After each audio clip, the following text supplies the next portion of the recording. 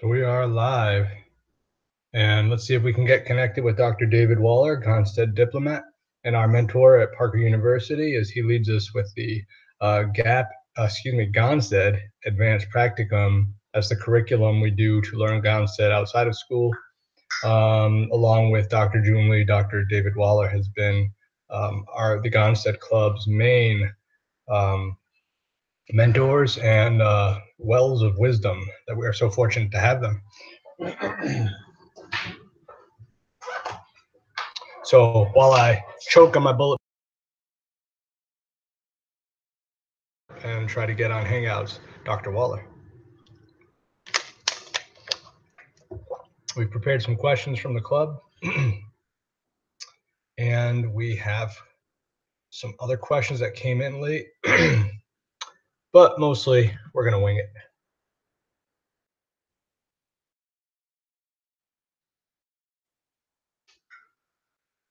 I think it Waller G.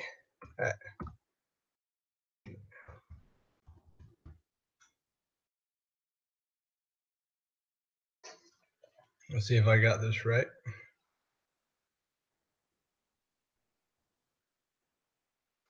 Nope.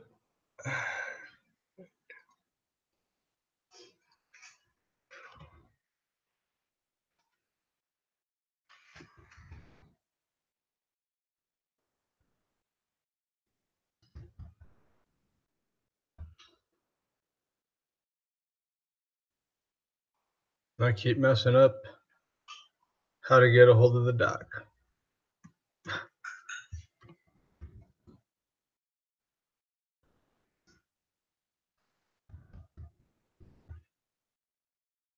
That's the one. So we're going to invite Dr. Waller. We're going to get this show on the road.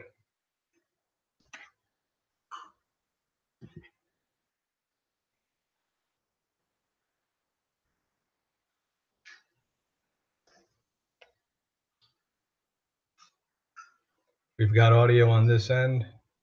We've got camera on this end. We've got invitations in the work. Hello. Hey, Doc. Does this look right to you? Well, you're inverted. You are too. Make sure I can get That, there we go. Better? that's better. Yeah. Had that same thing happen the other night. All right. How's that look? Good? Yeah, it looks good. Sweet. All right. All right. So the camera switches back and forth to whoever talks. Hopefully we'll be able to make that work, because I'm not even that technologically savvy, and if I try to mess with it now, we'll probably both get our faces blacked out. Yeah, right. All right. So I guess for the purpose of this video, as I was actually mentioning, so if somebody watches this video the first 2 minutes before you join the conversation, they'll know that we made this because the Gonstead Club at Parker in particular, which we're obviously going to talk about, the Facebook page, that the mastermind page that you had, probably, I don't know, spearheaded or came up with. But we're talking mainly about who our mentors are, what the club is about, and why we're going to do this, to answer some questions that people might have had. And other than that, so yeah, everybody, this is Dr. Waller, Dr. David Waller, our mentor for the Gonstead Club and Gonstead Advanced Practicum at Parker University. And really fortunate to have him as our mentor. So Doc, we had some questions from some people at club. Not gonna lie, I generated a lot of them. And I remember specifically I asked you on the Gonstead Masterminds when you were asking what clubs you might have had questions about. I probably asked more things geared towards technique and like where students really struggle. How do we know if we're on the right subluxation? Things along that line. But if you wanted to address some things that we need to know as students, or if you want to just kind of get out in front of some of those types of questions or address some things, I'd be more than happy to give you the floor. Sure. Yeah. And thanks for having me on. Yeah, when you gave me the topic, I created a little just a sheet here where I go through the major. I think you want to know like the common things that student doctors do wrong or the errors that they make, what's most common. So I can just go through those, kind of one by one. Then, if you want me to clarify, just tell me, or if there's additional stuff, ask away. But Yeah. the number one thing that I kind of see that doctors don't, that student doctors don't do wrong is they don't know what questions to ask in the history straight out the gate. When you talk to the patient, and that's what's nice about learning this Gonstead work is you'll know what questions to ask. So if somebody comes in with low back pain, okay, if you don't ask the right questions, you're not going to be pushed in the right direction to know where to begin to look, or to how to decide between a couple segments you might find. So let's say a patient comes in with severe back pain, and you find a subluxation at L5 and the right SI joint. Both are equally hot, hurt. You find all the criteria, but you're wondering, what should I adjust? So, there's questions you can ask that will tell you, hey, this is where you should start. So, like, if you say, hey, is it worse when you sit or when you stand and walk? If the patient says, well, it's worse when I sit, and standing and walking actually helps, well, then you might be leading to go, oh, it's the lumbar. It's because it's more of a disc problem, because that's historically kind of the way it behaves. So asking the right questions is a big thing that you got to know what to ask. And if you don't know, you're already at a loss starting off with every patient. So that's why in the program we always teach those, what questions should you ask when somebody comes in. So that's number one. That's kind of simple, and and you only get that through the Gonstead work. So that's number one. But as far as technical problems that I see is number one is with the scope. Okay. And this goes in really even into just experienced doctors, not just students, is that the number one problem with the scope that I see is that people scope way too fast. And the scope is 2 to 3 seconds per inch. So you're really taking your time to run that instrument down. If you're going down like this, that instrument isn't that sensitive. It cannot react to if this is a nerve and the vasodilation or constriction occurs over here, and that's only where the heat change. If you're going down this fast, you're not really picking that up. You're picking up a lot of other stuff, probably just due to how the pressure you're putting on there. But you'll miss things, especially the chronic, the smaller breaks too. So, and Gonstead preached on that. You have to slow that scope down. So that's the number one thing, because when you scope fast too, you'll do more errors like air gaps, all the errors that go along with scoping, kind of stem from just going too darn fast. So recommendation number one, just scope slow, especially when you're starting out. You'll never have more time to spend with a patient than you do right now. So take the time to do it right. I did one of these video conferences with Sherman on Monday, and it was along the same lines. And they want to know, how do you know when you're on the right subluxation? And the whole thing is you have to trust your exam.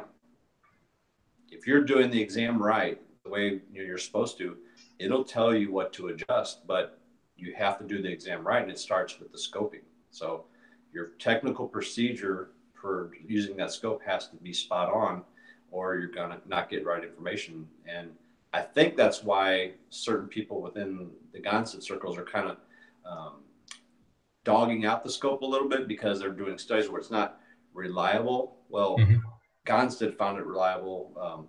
All my mentors found it reliable. I find it extremely reliable. So I think for people who are technically proficient at using it, I think it's an extremely reliable tool. But if you're doing things wrong, it's not going to be reliable, and it's not going to be reliable between what you find and somebody else, because you're all doing errors, and the errors are random. It creates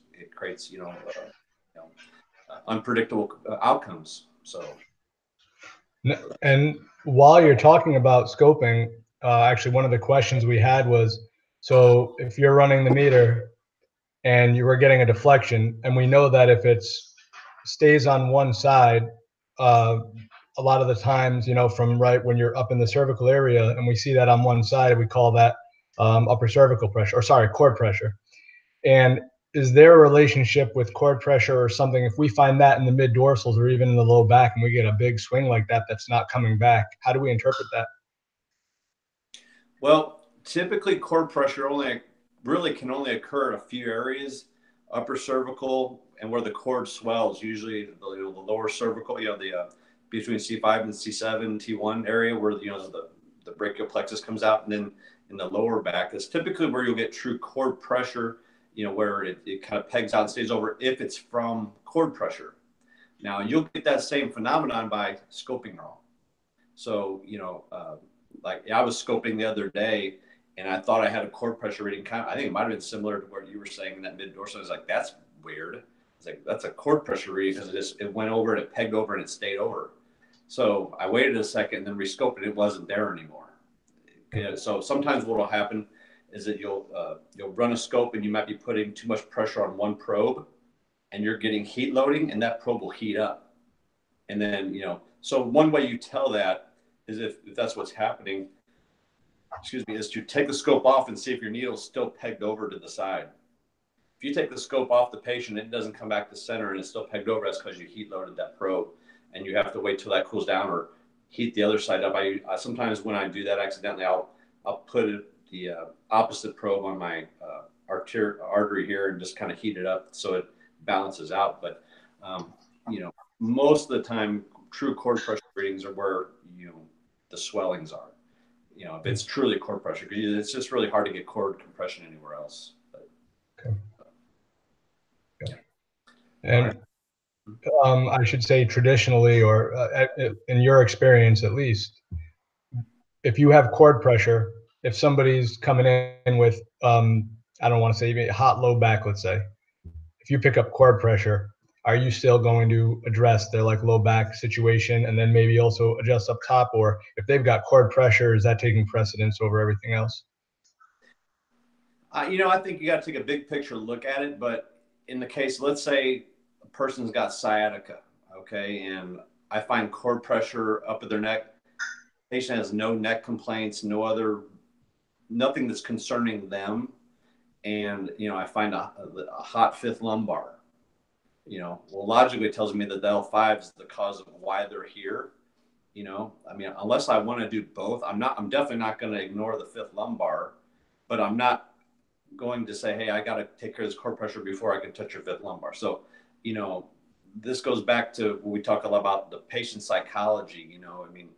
As a doctor, you got to do what's best for the patient, but you also got to understand why they're there. If you're not addressing their problem because you're the doctor and you know better, and the cord pressure or whatever is a more pressing problem and their severe low back pain that they're there for, they're going to give you a small window of time to start changing their state. And if you can't start to influence in a positive direction their problem, they're gone. They will leave you. And if you're chasing cord pressure and it has nothing to do with their low back, then you're just shooting yourself in the foot. Plus, if they're not having symptoms up top and you right away start messing with that, and let's say it hurts afterwards, and now they have neck pain and low back pain, you may lose that patient. So I think it's bad practice to try to, and Gonstead, from what I've always been told, he was very, problem specific person. If you came there with, a back pain that you had for 20 years, he fixed your back pain. If you came back later and said I had a neck pain, then he fixed your neck pain. But he wasn't trying to fix every subluxation that he found in your body. He was fixing why you were there. Right. Very, symptom driven thing. So I think that's the best policy is, fix why they're there. If they got multiple complaints, sure, address it all. But if I've had a lot of the new patients I've had lately, they're like that they got one complaint, but they got subluxations up and down. So I only address why they're there, but I warn them that, that they have these other problems, and that, if they show up, then I'll address them, and that I recommend addressing them anyway at some point, not just waiting for them to hurt. So you plant those seeds, but I think it'll get you in trouble if you start running into places that aren't symptomatic, especially in the older person. If you stir up a hornet's nest that was never there, they don't like that much. So is it fair to say that based on everything you just explained, that when we say, well, we're not chasing pain, or we're not chasing pain, in some regard, based on everything you just said, I mean, we are addressing the pain, and we shouldn't go trying to look elsewhere when there's an obvious something in front of us, and the patient will certainly appreciate us chasing pain. Right. Yeah. And this gets back into practice management, the psychology of the patient. And this is what I told the Sherman, because Sherman asked me if there's one piece of advice you would go back and give yourself if you could go back in time. And I said, it's really got to be, don't hard sell your patients on what you think is right for them. You know, you being the new doctor have all this information and you know what's best for a patient. But you got to realize that a patient's a consumer and they only want what they think that they want. Mm-hmm. Now, if you can educate them into other things and they'll buy onto it, that's fine. But if you try to start selling a patient on a bunch of stuff they don't perceive a need or value for, you'll lose that patient. So, you know, I've lost and ran off more patients because I was the doctor. I know what's best for you. You don't know what's best for you. I need to correct your whole spine and you need to be subluxation free. All right. And that doesn't work. So that'll work in a very small percentage of patients. So I've found that if you'll make the person happy and correct the subluxation, so you're still subluxation based, but you only really need to worry about the subluxations that are bringing them into your office. So if you'll address those, correct their problem as fast as you can, then you're going to get the opportunity to correct those other things at some other point. But if you try to bully them into correcting everything at once, because it's at whatever point you make that patient feel bad about not doing what you want or not following rules or whatever, they're gone. All right. So I'd rather take care of their back now and let that cervical subluxation sit till it's symptomatic if that's what they want. But I always tell them, say, hey, you have this here. It may show up while we're correcting this lower problem, but I'd say I don't recommend letting that sit. But if at some point when you're feeling better, I think we should work on this too. So I don't like to let it sit there, and I'm not chasing their pain, but I know that they're the consumer. I'm providing a service, and I need to provide that service if I want hopes to do more for that person in the future. Understood. Was there anything else from the masterminds post that I might have asked before I start rattling off some of these questions? No, I mean, I just had, mistakes in palpation, motion palpation, and visualization, really quick, palpation, not palpating deep enough. We talk about this a lot, that super light palpation, you're not going to detect a lot of chronic subluxation. So palpate deeper, more thoroughly, more segments up and down. Don't just scope, find readings and palpate only where you find readings. God said palpate at every segment, every time. That needs to be done. And just learning the other fine arts of like visualization, nerve tracing, some of those things that, that the old timers did that they're kind of lost, those are great skills that add a lot. So that's all I really had. And I can go into more depth if you want, but let's answer those questions first, I guess. Well, it's funny. You just actually kind of started answering the first question, which was that like light palpation versus deep palpation. Now, one thing that I personally preach when, I've led club now with Stephanie for the last couple of tries, and I always say, start off soft, start off subtle, and, you're going to pick up on we're going to pick up on edema. We're going to pick up on where the pain on palpation is. But when throughout, like, I think, because you're like an amazing, you palpate, I think, is one of the best your palpation skills are unbelievable. Like, I mean, as is, layman's terms, unbelievable. It's a fact. So, and I find that you start off more subtle, and then as you palpate in deep to find what you need to find. Rather, there are some students that still palpate way too deep, and they say, no, we know we have to palpate deep. But also, like, is it too aggressive, too fast within your, palpation of a given patient? Yeah, and what I was talking, because I talked the same thing as Sherman, there's a difference between palpating deep and palpating hard. Palpating deep does not mean it's painful. It's the same way when we talk about making a contact on for adjustments, right? Mm-hmm. Hard contact, soft contact. One feels painful, one doesn't. One feels comfortable, right? The same thing when you palpate. You know, if you're palpating with, you know, the pads of your fingers, you know, hard tips, that feels different to the patient. So I can palpate you very deep, all right, probably using 2 to 3 times the amount of pressure than some of these students are using, and not hurt, but theirs will hurt. See, simply with contact, I can contact and put a lot more pressure into my contact before I thrust than you can if you got a hard contact, you know, and it won't hurt.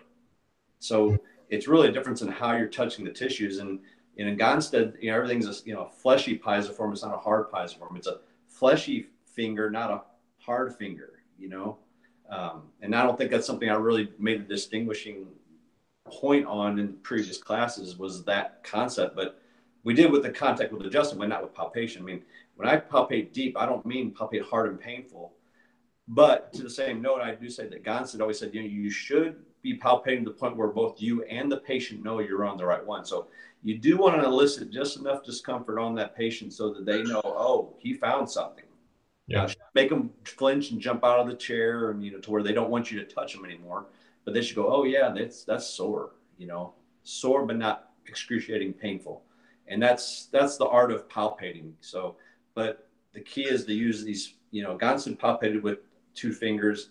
My mentor palpated with 2 fingers, and I use 2 fingers because it kind of encompasses. If this is a spinous, you can kind of wrap your fingers in it, you know, engage that whole spinous from different angles and work those tissues.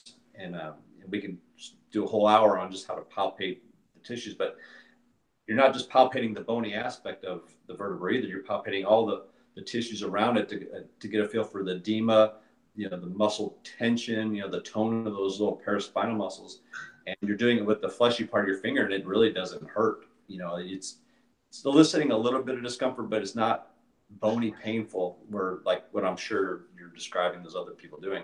Right. You just go in there and ram a bony contact into a sore vertebra, it's going to hurt. I mean, I wouldn't want it done to me. So, you know, that's what you want to avoid.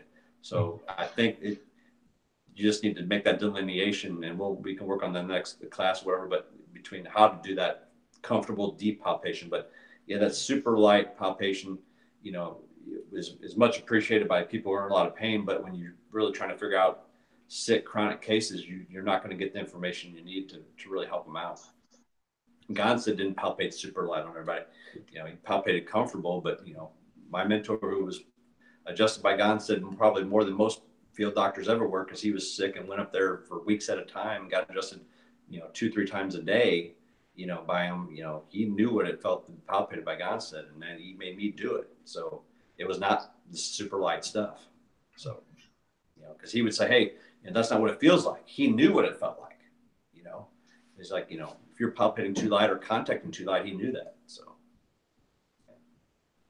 And so let's see, along the same context, patient says that they all hurt. So say you're palpating, you get into a region, and you've already had a scope reading. Say, for me, you know, now that the way I'm learning and my experience scoping is I usually narrow a scope reading down to about 3 segments, you know, or 2 motion segments, if you will, you know, 2 discs.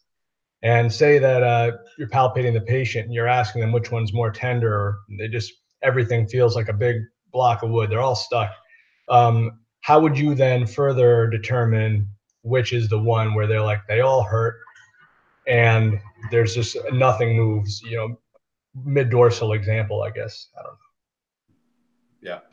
Yeah. You know, Gonstead said that if all things being equal, meaning, I mean, if you're scoping right, your scope should be able to get you kind of, you know, if you got like T4 through T6, all are very tender, swollen, whatever, and your reading's up by T4, you know, and you're really sure that you didn't miss the reading, you know, well, that could show you. But really, Gonstead said all things being equal, you go with the lowest, most tender vertebra.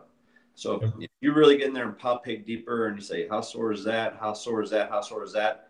And then below that's not tender. Well, I would go with that lowest, most tender one. Above everything, even above the scope reading, I would go with the lowest, most tender vertebra. So, you know, if they're all equal, but make sure they're all equally as swollen, you know, equally, you know, everything's got to be real, you know, on common ground like that. Because usually there's a little bit more on one or the other, but there are times when it's like it's all a mess. I mean, there's you don't know where to start on somebody because there's just so much going on. That lowest, most tender segment's where you start. And then your x-ray can help you out with that too. Sometimes you can look at it and say, well, you know, especially like in the lumbar and the cervicals, well, one is real inferior. The other one's really not inferior at all. I would start with that inferior one, even if, you know, it wasn't the most tender for sure, you know, because sometimes compensations will be more tender.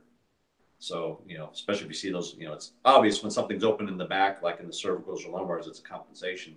You don't want to touch those, but, you know, but if it's like real inferior versus the other one that's not, you know, if you know how to look at a disc on the film, you can, that'll help you push in direction too. But palpation alone, you know, lowest, most tender. Okay. Cool. Let's see. Yeah, we might have touched on this, but you know, you probably did, because one of the next questions I had, or one that I had made, is said, where do you stand between find it and accept it versus, and it's not chasing pain, but really having this how should we call it, like an objective finding of like the nerve involved, that like the irritated nerve that's causing the subluxation, versus find it, accept it, as you know, being our motto in Gonstead. You mean like where you think it should be versus where you actually find it? Because, you know, you should only be adjusting subluxations.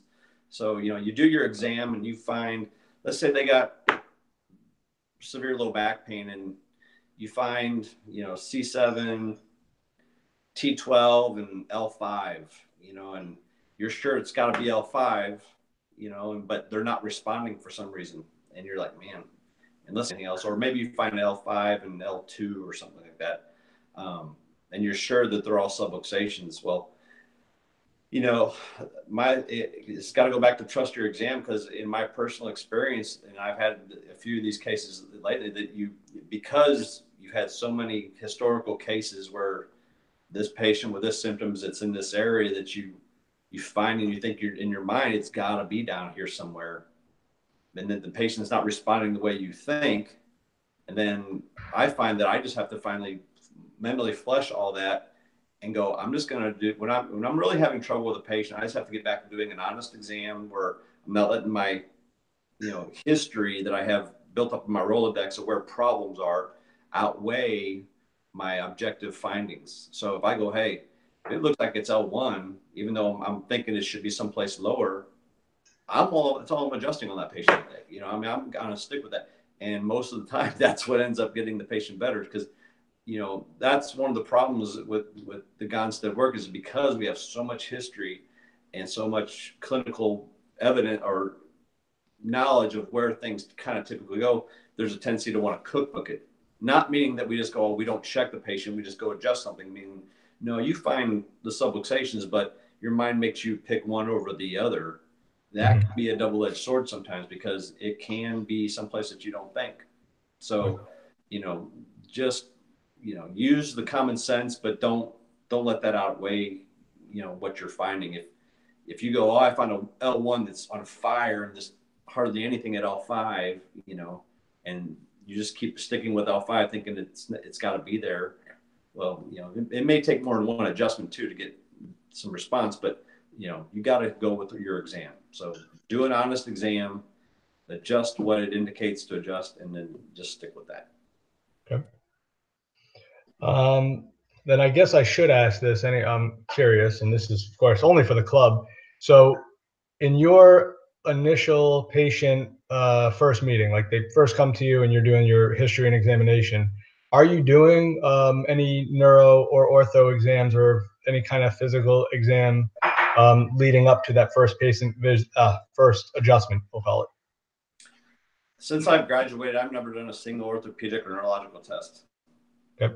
Never done it. I do everything I do is for the detection and correction of vertebral subluxation. I don't do any exams that lead me to detect anything other than vertebral subluxations. I don't do any diagnoses other than vertebral subluxation and supporting diagnosis. So I don't even diagnose lumbago, because if you diagnose lumbago, you have to rule out all causes of lumbago, which can stem from a whole bunch of things. So I diagnose vertebral subluxation and the associated spinal findings like spondylosis if they got x-ray findings and stuff. So, you know, and like I said, as soon as you start doing all these medical tests that don't point you to subluxation, then, you know, if you ever have to go to court, you can be, you know, your peers are now medical doctors, orthopedists, all these people who do those tests and know them better than you know, and so then you open yourself up basically to more problems. So if you stick to being a subluxation-based chiropractor and only, you know, looking for and correcting subluxations, you're not going to get in trouble. You know, you find some wacky stuff, you refer them out to a medical doctor who does that stuff. But no, I don't even. It's like, you know, I went to a dermatologist. They didn't take my blood pressure, you know, or you know, listen to my heart. They don't even do that. You know, just because, and they're medical doctors, they don't branch out into other stuff.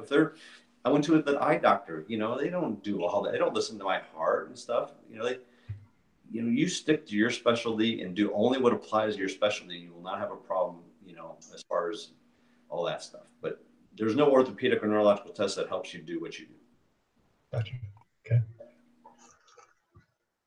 Let's see what we got here. Subtle palpation, we talked about that. Let's see, mixing up patterns. Here we go. Let's just assume that you weren't concerned with mixing systems. So in my mind now, I think more of a maintenance patient or a generally healthy patient. What order do you like to go in terms of lumbopelvic, thoracic, and cervical, and why? And when would you mix it up? Okay.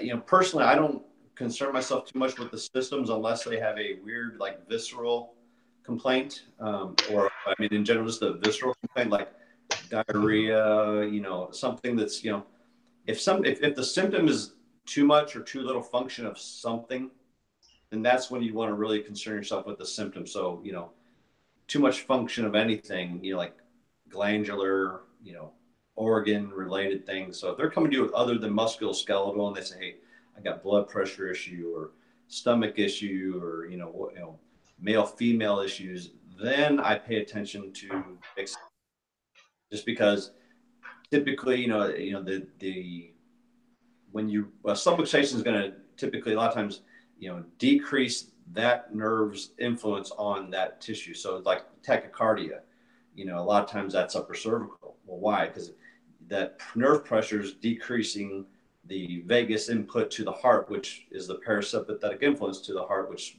it mitigates the sympathetic. So it's calming it down. So, you know, you do need to take care, you know, and watch out for the symptoms and that. But if they don't have that, then I don't worry about the systems at all. But as far as like what you do, or like what order do I adjust in on regular patients, it varies. It just depends. Like if somebody's got a really bad neck, I mean, one of those, let's say Crick's neck or torticollis or whatever, and they have like a L5, a T5, and a C7. Well, you're probably going to have the best success with that patient if you start low and work high, because correcting the foundational subluxations that will actually take the pressure off the neck. You know from my class that I talk a lot about feeling the muscles and the tone of things, and you will be amazed if you'll just get in the habit of feeling like necks before you adjust. And you know, let's say you find a bad C7 or C2, and then you also got like a T4, T5, working on that mid back, and then going back and checking. 50% or more sometimes of that, everything you were feeling in the neck is gone by the time you ever even get to the neck. So, but conversely, if you got a really bad low back, sometimes working on that neck first will do the same thing for the low back.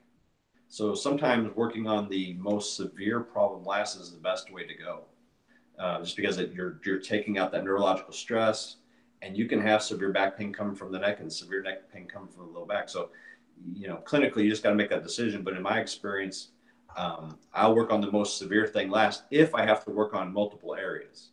If I'm not just focusing on the one area that they're there for, then I'm going to probably work on the ones that are least symptomatic first and end with the worst last. Okay. Let's see here. So we asked that. We asked that. All right, here's a good one then. So one of the younger tries. So x-rays. how do we use them? Is it just for listings and line of drive? What's like if someone said, "Oh, doc, give me a rationale for why exactly we utilize X-rays on every patient," of course, not contraindication type things. So, what would you tell them? Yeah, and that's the biggest unfortunate part of being in school when you are, is that there's such a stigma against X-ray. Unfortunately, when I was in school, you had to X-ray. I mean, when you were try one, you had to go get a full set of X-rays and a student intern. There was no choice. You had to be X-rayed. So, and so we could obviously X-ray all of our patients. But I mean, that's such a question that should. It's like amazing that you guys even have to ask that anymore. That X-rays are so vital. It's like if our job is to adjust the bones of the spine, I mean, you need to know what they look like. I mean, and you don't have to be in practice very long of seeing cases and then seeing what their spines look like and go, wow, I would even think about touching that spine without a set of X-rays, knowing, because like I had a new patient today, multiple spondylos in her low back. I mean, where bone is slid upon other ones. So if you're just going by, oh, what's tender, what's stuck, and that lady went to anybody who did an X-ray, that person would probably be severely messed up, and then have to go to somebody like me who does X-ray to get corrected, because they would be pushing on these stuck, joints that are already forward and shove them further forward, which you just don't do. If something's anterior, you don't shove it further anterior, and that's more common than you think, especially if you're dealing with many elderly, which is going to be everybody. I mean, the baby boomers, that's the biggest part of the population. And, if you're in practice, you're seeing baby boomers. They're going to have degenerated spines and, curvatures and all sorts of stuff you need to know about. So, I mean, and not to mention the fact you want to make sure they are safe to adjust. I mean, that they don't have pathology causing it. I mean, I've found spinal tumors. I mean, cancer in the bone, the things that are like, wait, this is not a subluxation, to not have that is just beyond my comprehension. And why our professions, and well, some people in our profession are trying to do that. It's just ludicrous. Now, if you're not doing a actual manipulate, adjusting technique and just using non-force things, well, you might be able to get away with that because there's no way you're going to harm the patient. But if you're practicing true chiropractic and moving the bone sufficiently to correct a subluxation, you need to know exactly what that vertebra is doing. You need to know the listing, because if a vertebra is yanked out to the right and I shove it further to the right, I'm traumatizing that segment. Unfortunately, a lot of chiropractors are twisting in one way and twisting the other. Well, it's like turning your faucet both ways. You're hoping that it's on. You're not going to get there, and you're going to cause problems. I mean, the chiropractors are very lucky that manipulation is extremely safe. That's why people can manipulate their own necks, and they can do all this stuff and not drop dead, because this, even done horribly, it's still very safe. But you can cause harm, and if you repetitively manipulate a articulation the wrong way, you'll traumatize it and induce damage and make a subluxation. It's actually funny, just based on the last sentence you said, and thank you for that answer. It was like last week, 2 times I was, just practicing being set up on, subluxated what was an AS. They tried, with a baby drop to a PI. I was in severe pain in the classroom. One of my classmates, set it back as an AS and actually corrected it pain-free. And then another time, we're working actually at Dr. Lee's.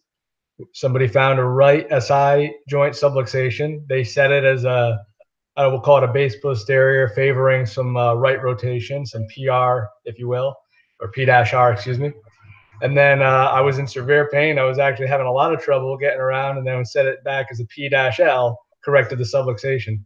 So, of course, taking the time to look at the X-ray tells you the listing to begin with. But like you were just saying, adjusting something the wrong way, creating that trauma, cavitation or no, here we are, you're making your patient worse, but you're like, gotcha. You have to have that certainty. I mean, the X-ray gives us that, in my opinion, on top of everything else we do.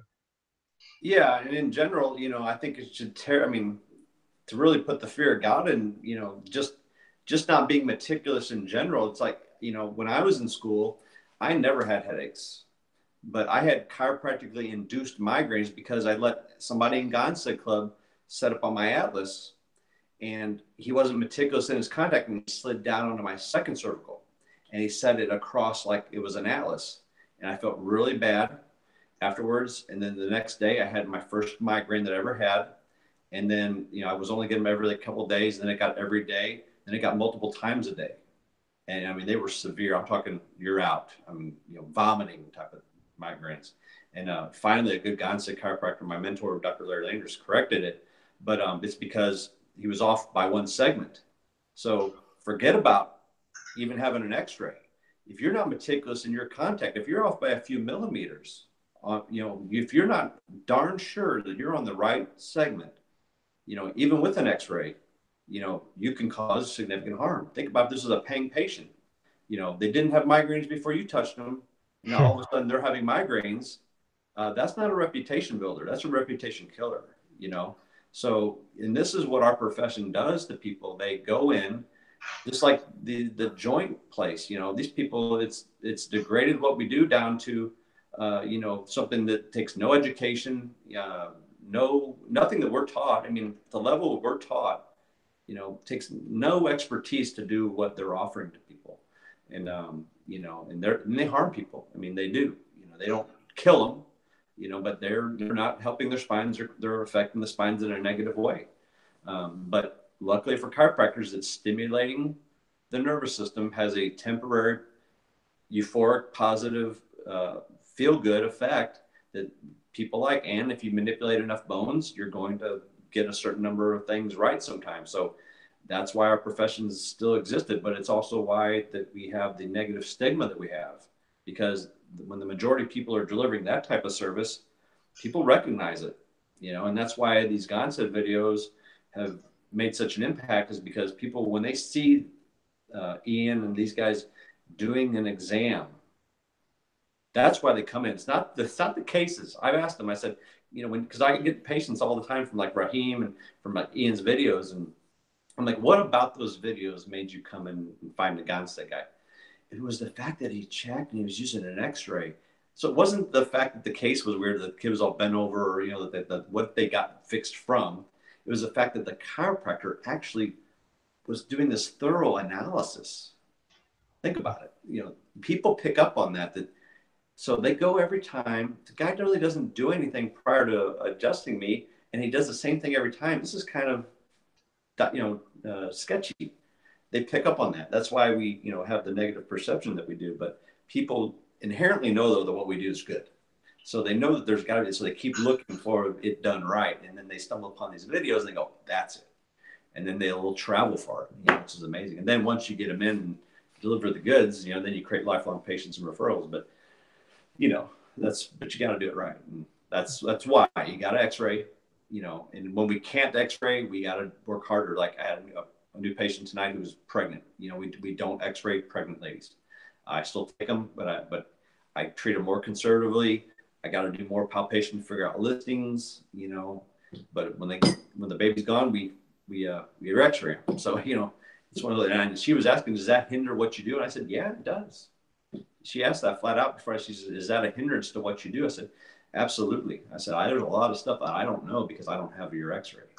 But I said, I'm going to treat you more conservatively. I'm going to do my best to figure out exactly how this needs to be adjusted, but the other stuff that I don't know.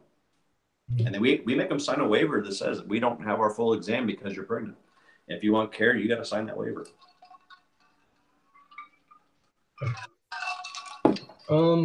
Well, going into talking a little technique, and I hope it's good enough without having, like a hands-on teaching moment for this through just the computer and then the people watching this. But I'm going to ask anyways. This is my question: is because it was like life-changing for me.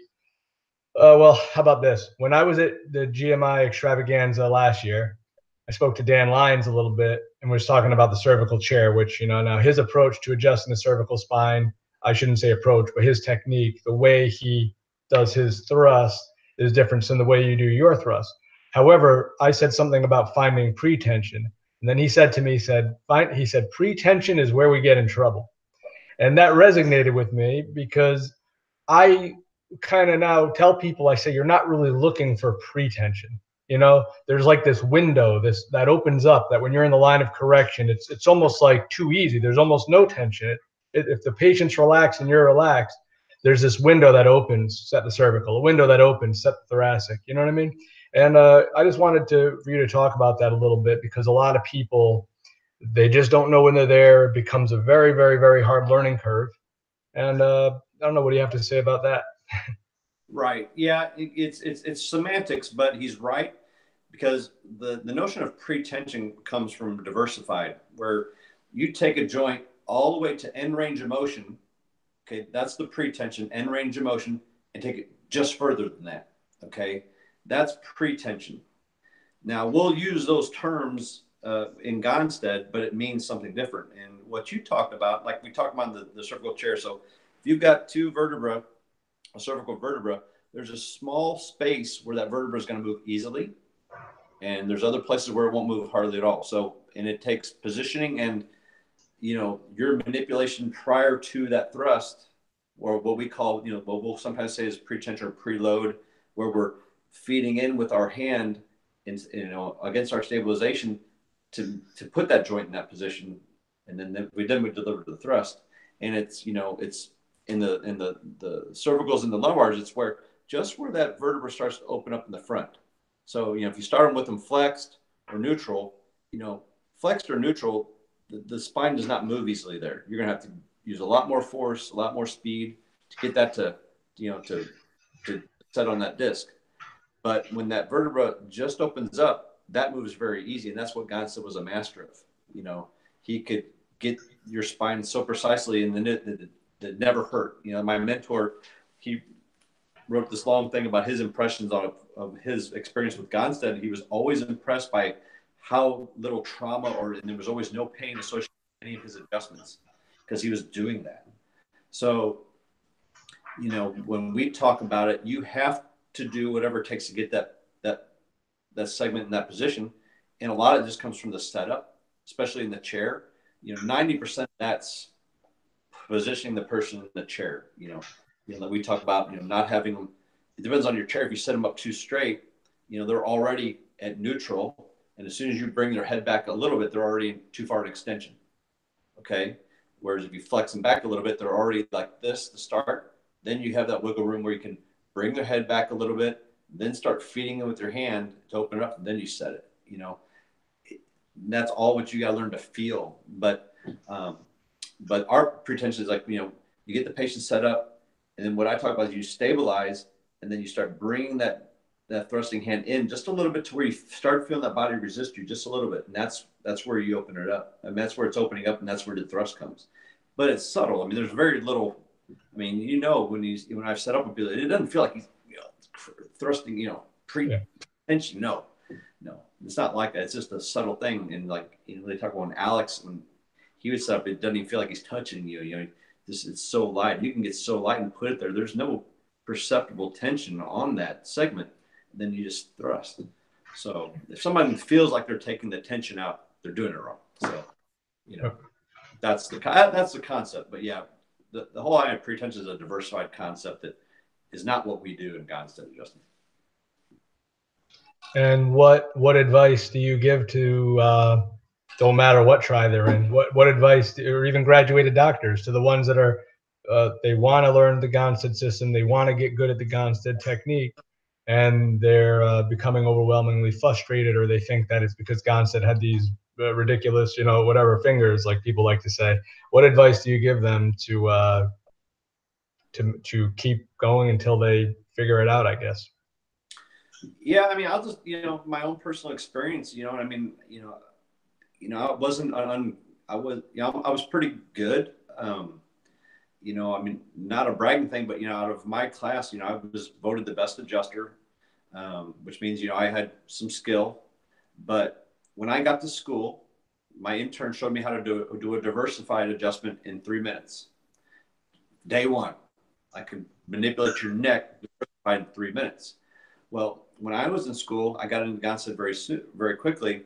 We spent every day, between every class, we had a break, and we had a chair set up in the hallway, And we would sit down in that chair between every break and throw each other out of the chair by the neck, practicing our cervical setups every day without fault.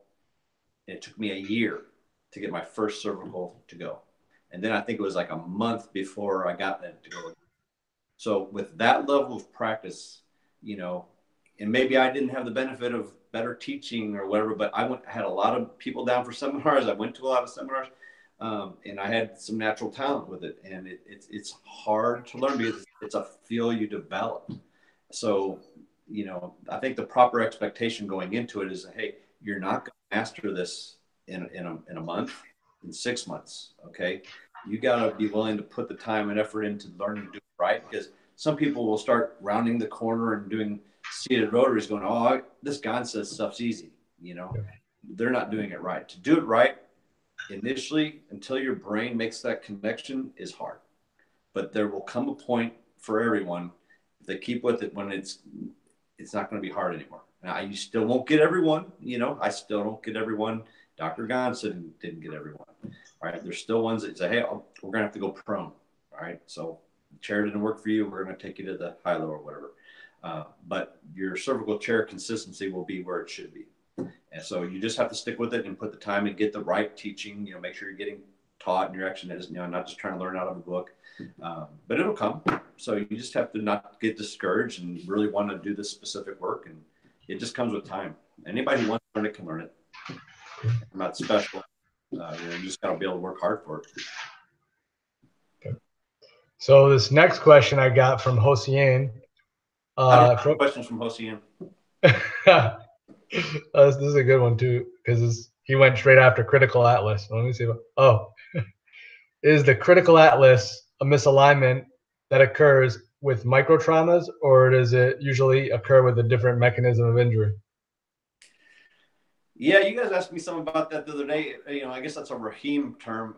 I've never even heard the term critical atlas until somebody brought that up. And I still don't know exactly what he's talking about, other than a C1 subluxation on top of a C2 subluxation, which I've seen that. I've had patients that the whole upper cervical complex is damaged, and I've had to work on it in stages, you know, where their C1 was bad and also their C2 was damaged. I had to work on that too. So I can't speak to what he's actually talking about. And that's not a traditional Gonstead term that I've ever heard. I never heard Alex talk about that, and never heard Doug talk about that. So maybe that's someplace else, but I mean, if he has information I'd like to hear, but it's probably him describing something that he's coined. But if he's describing having an atlas subluxation on top of a second cervical subluxation, you know, traditionally in the Gonstead work, you start with the foundation. You know, if C1's bad and C2's bad, well, you set and fix C2 first, then you go up and you'll fix that C1. So it's like in the Plogger book, there's a good case study of that kid that had the Jefferson's fracture where it bursted. Well, I think Doug was the one that actually had to deliver the adjustments on that because Gonstead was in the hospital. You know, the first thing that Gonstead had him do was adjust atlas from the left and then from the right to bring those pieces together. Okay. And then they moved up to the occiput and started AS occiput, which eventually brought the kid out of the coma. Okay. It took like 3 or so adjustments, and they post radiographed every time. And the space got bigger and bigger because he had a severe AS occiput on top of a Jefferson's fracture. So, you know, the whole mentality is, if you find those consecutive level subluxations, you got to correct the foundation first and move up through that. So like I said, I can't speak to what Raheem was talking about, but in that situation, if you have C1, C2, you got to start with C2 and then move up to C1 and then, you know, whatever. From what I thought. In the same visit? No, not necessarily the same visit. No. I mean, you know, there's times when you want to break the rules, but the only time I've ever adjusted two segments like that is when, you know, you think it's one, it's actually the other, you know, and you're like, oh, it really wasn't, it was C1. And maybe that was wrong to do, but, you know, sometimes I'll like set C2 and it's still all the same. And I realize, no, that was C1. And sometimes I'll set it. I don't recommend making a practice of that, but it doesn't happen with any regularity, but I would, because your body takes time to change from every time you adjust the segment.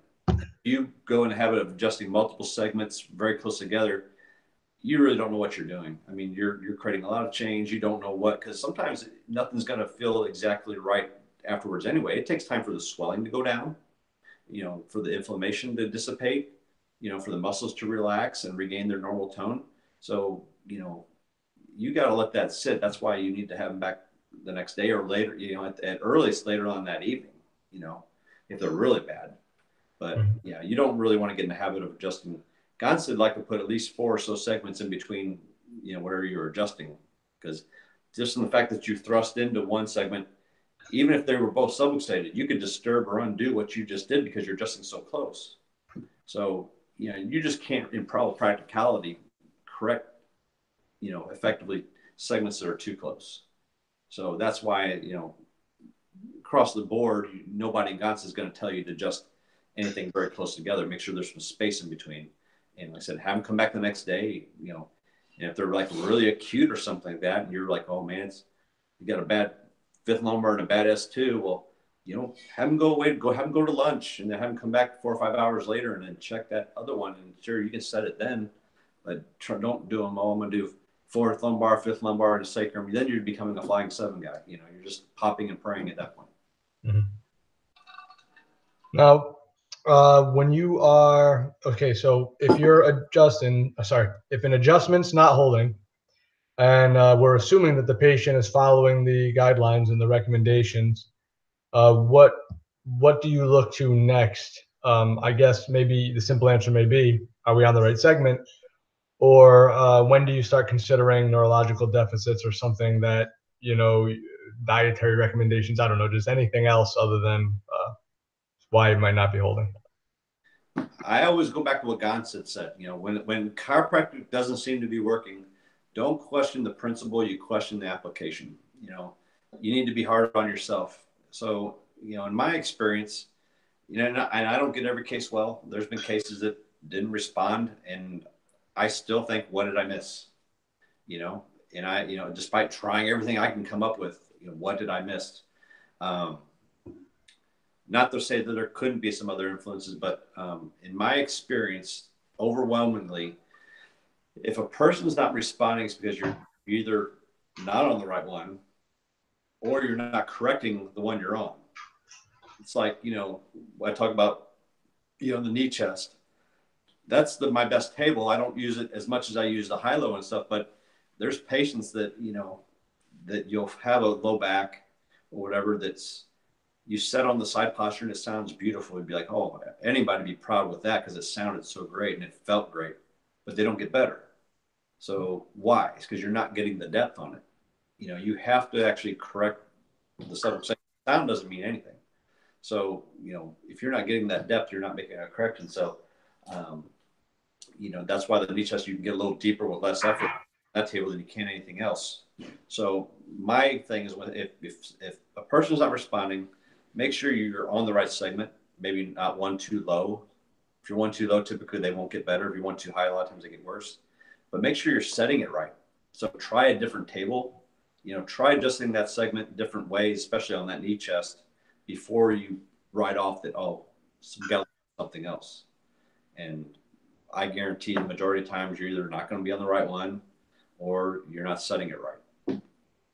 But then and only then would I go, oh, hey, what else is going on? It's like I had one patient one time that I was pretty sure I was doing everything right. And this is when I bought out my mentor's practice, and I ran the case by him because I was like, I'm at a loss. She's not getting better.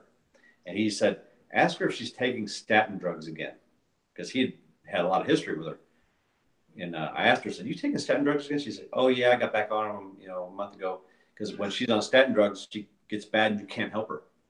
And so she stopped taking the statin drugs and she gets better. So, and then it must have been a couple of years later, the same phenomenon was happening. I was like, are you back on statin drugs again? She's like, no. Okay. So I kept working with her. She wasn't getting better. I was like, you tell me everything you're taking. And she laid out, she said she was taking red yeast rice. And red yeast rice is where they actually found the statins. It's a naturally occurring statin. That's why they'll get some medical doctors, if they want to prescribe a drug, they'll put the patient on red yeast rice, which is a supplement, which does the same thing. I said, red yeast rice is a naturally occurring statin drug. I said, you get off that. She got off that. She was fine. So it's one of those, there are cases or instances where that happens, but that's usually so like that. That's the only time that's ever happened in pretty much my nearly 20 years of being in practice. So it tells you how frequently that happens, you know. All right. Well, those are pretty much all the questions that I prepared and or came in from other students. And let's see, we're nearing an hour here. I could probably ask 100 billion questions and keep you on here. You wouldn't be able to go to the office. So, is there anything else that maybe the club? I mean, I'm gonna play this on tomorrow. Wait, tomorrow's Thursday, yeah. So this will be played tomorrow. Hopefully, we get a good turnout. Is there anything else you want to say that we should know? No, just, you know, make sure you guys are going to club. I mean, the club's important. You guys got to practice this as much as you can. Go to seminars. The extravaganza is coming up in April. It's going to be a great opportunity to meet doctors and get some good. It's a really good seminar, and to see the clinic too. It's one of the few seminars that are actually at Mount Orb, which is amazing, and it's always a good time. And then, you know, for those of you who are really interested, you know, apply to the GAP program. You know, I'm here to help you guys out to create more Gonstead people, and we're going to be getting more and more involved with the clubs now that we're part of the board. And the Gonstead Masterminds thing, I think we're going to revamp that and make it a actual Gonstead Clinical Study Society club page. We're going to try to do some cool things with consolidating all these billion Gonstead pages there are into a, you know, one or two, so that we can all, you know, benefit from all this information that's being spread out amongst all these different venues. So there's a lot of cool things happening right now. It's a good time to be getting into it. So just stick after it, and you know, and stay tuned and participate, and it should be good. Okay. Did you guys have me? We'll do it again. I appreciate it. We'll talk soon for sure. All right, Uni. All right. See you. Have a good night. Too.